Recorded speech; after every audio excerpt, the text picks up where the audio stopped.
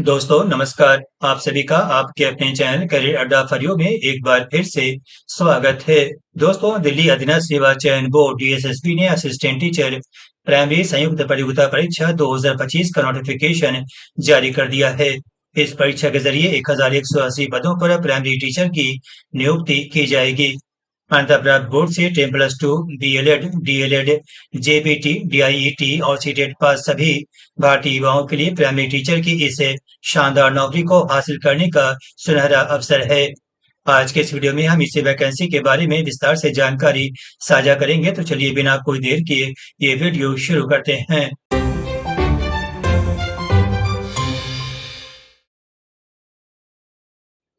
दोस्तों, डीएसएसबी की ओर से आयोजित होने वाली असिस्टेंट टीचर प्राइमरी के लिए ऑनलाइन आवेदन की प्रक्रिया 17 सितंबर 2025 से शुरू हो चुकी है। ऑनलाइन आवेदन की अंतिम तारीख 16 अक्टूबर 2025 से रात 11:59 तक रखी गई है। आवेदन शुल्क जमा करने की अंतिम तारीख भी 16 अक्टूबर 2025 है। परीक्षा की तारीख बाद में घोषित की जाएगी। आइए देखते हैं टीचर के लिए कोटिवार पदों की संख्या कितनी रखी गई है। इसमें सामान्य वर्ग के लिए 502 रिक्तियां हैं, वहीं ईडब्ल्यूएस के लिए 137 है, ओबीसी एनसीएल के लिए 306, एससी के लिए 166 और एसटी के लिए 69 रिक्तियां रखी गई हैं। इस तरह रिक्तियों की कुल संख्या 1180 होती है। यह नोट करें, कुल पदों में से 61 पद दिव्यांग अभ्यर्थियों के लिए आरक्षित रखा गया है। ये भी नोट करें कि डीएसएसबी ने शिक्षा निदेशालय दिल्ली और दिल्ली नगर निगम क्षेत्र के लिए अलग अलग वैकेंसी निकाली है। कुल वैकेंसी 1180 है, जबकि अलग अलग वैकेंसी की जानकारी आगे दी गई है। आइए देखते हैं शिक्षा निदेशालय के अंतर्गत कोटिवार पदों की संख्या कितनी रखी गई है।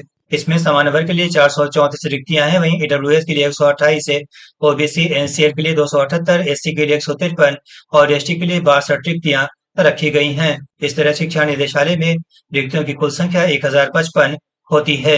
यहाँ नोट करें, कुल पदों में से 55 पद दिव्यांग अभ्यर्थियों के लिए आरक्षित रखा गया है। आइए देखते हैं दिल्ली नगर निगम क्षेत्र में कोटिवार पदों की संख्या कितनी रखी गई है। इसमें सामान्य वर्ग के लिए 68 रिक्तियां हैं, वहीं ईडब्ल्यूएस के लिए 9, ओबीसी के लिए 28, एससी के लिए 13 और एसटी के लिए 7 रिक्तियां रखी गई हैं। इसलिए रिक्तियों की कुल संख्या 125 होती है। यह नोट करें, कुल पदों में से 6 पद दिव्यांग अभ्यर्थियों के लिए आरक्षित रखा गया है। तीसरे शिक्षा निदेशालय दिल्ली और दिल्ली नगर निगम क्षेत्र को मिलाकर वैकेंसी की कुल संख्या 1180 होती है। आइए देखते हैं आयु सीमा कितनी रखी गई है।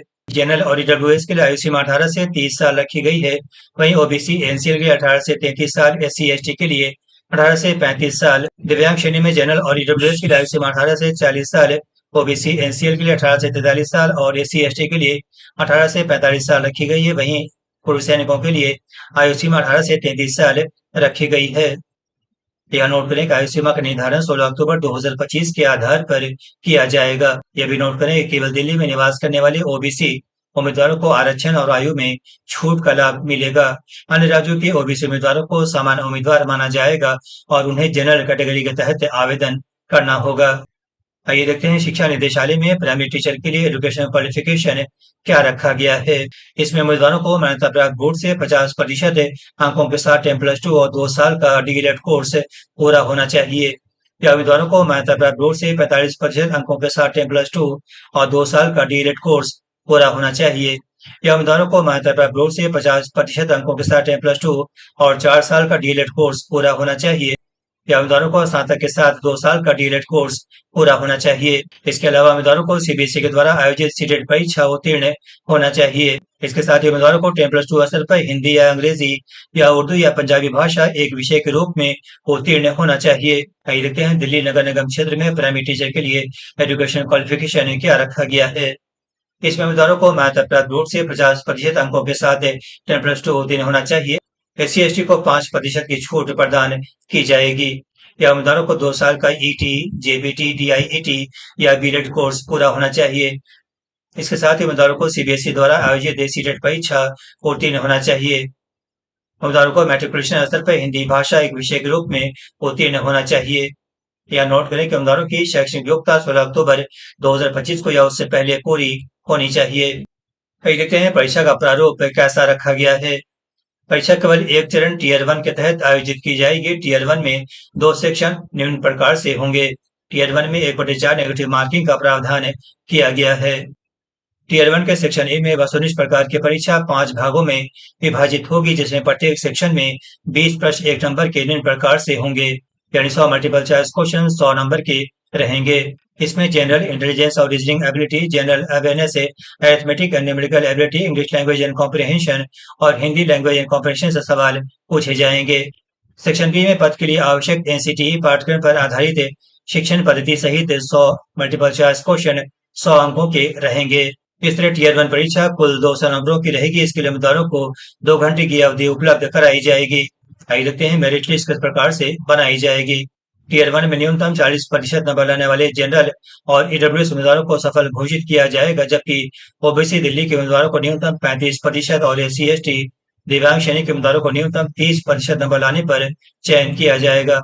अगर टीयर 1 में उम्मीदवारों की संख्या अधिक होती है तो नॉमिनेशन के आधार पर रिजल्ट प्रकाशित किया जाएगा। टीयर 1 परीक्षा के आधार पर फाइनल मेरिट लिस्ट तैयार की जाएगी। प्रत्येक सेक्शन में अधिक अंक प्राप्त करने वाले अभ्यर्थियों को मेरिट लिस्ट में ऊपर रखा जाएगा। समान अंक होने की स्थिति में अधिक उम्र वाले अभ्यर्थियों को वरीयता दी जाएगी। जन्मतिथि समान होने पर अंग्रेजी वर्णमाला में अभ्यर्थी के नाम के अनुसार मेरिट लिस्ट बनाई जाएगी। बोर्ड की ओर से टीयर 1 का आयोजन केवल दिल्ली एनसीआर केंद्रों पर निर्धारित तारीख और समय पर किया जाएगा। सीबीटी के 102 सप्ताह पहले डीएसएसबी की आधिकारिक वेबसाइट dssb.online.nic.in पर एडमिट कार्ड उपलब्ध होगा। आइए देखते हैं प्राइमरी टीचर को पे स्केल अलाउंस कितना मिलेगा। असिस्टेंट टीचर प्राइमरी को 35,400 रुपए से 1,12,400 रुपए पे स्केल के तहत वेतनमान मिलेगा। ये पद ग्रुप बी के अंतर्गत आता है। इसका पे लेवल 6 रखा गया है। इसके अलावा चयनित असिस्टेंट टीचर को DA, HRA, travel allowance, special allowance, paid maternity leave और मेडिकल बेनिफिट्स के अलावा डीएसएसबी द्वारा समय समय पर लागू अन्य भत्ते दिए जाएंगे। आइए देखते हैं इस पद के लिए आवेदन कैसे करें। ऑनलाइन आवेदन से पहले उम्मीदवारों को डीएसएसबी पोर्टल dssbonline.nic.in पर पंजीकरण करना होगा। एप्लीकेशन पंजीकरण का लिंक डिस्क्रिप्शन में उपलब्ध कराया गया है। उम्मीदवार पंजीकरण के बाद अपनी यूजर आईडी और पासवर्ड को परीक्षा की प्रक्रिया पूरी होने तक सुरक्षित रखेंगे। यह नोट करें कि केवल ऑनलाइन आवेदन ही स्वीकार किए जाएंगे। डाक, हाथों हाथ और मेल से प्राप्त आवेदन को स्वीकार नहीं किया जाएगा। इस संबंध में आवेदकों की किसी भी पत्राचार पर विचार नहीं किया जाएगा। यह भी नोट करें कि उम्मीदवारों को आवेदन के समय शिक्षा निदेशालय दिल्ली और दिल्ली नगर निगम क्षेत्र दोनों में से किसी एक पद की वरीयता का चयन करना होगा। जो उम्मीदवार निर्धारित समय में अपने पद की वरीयता प्रस्तुत नहीं करेंगे, उन्हें किसी भी पद के लिए चयन पर विचार नहीं किया जाएगा। आइए देखते हैं परीक्षा शुल्क कितना रखा गया है।